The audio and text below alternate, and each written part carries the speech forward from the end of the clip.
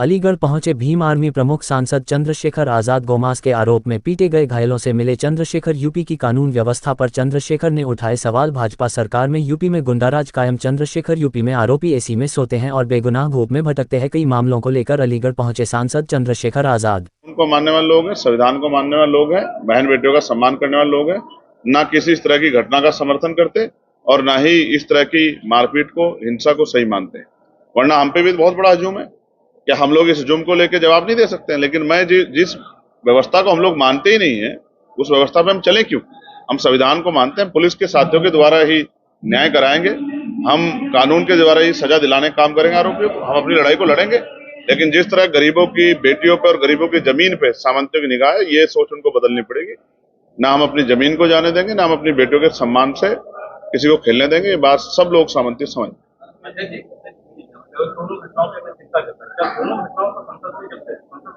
मैं आपको स्पष्ट कर दूं, जो ताकत अभी मेरे पास है कि पार्लियामेंट में सवाल पूछ के सरकार जवाब मांगना।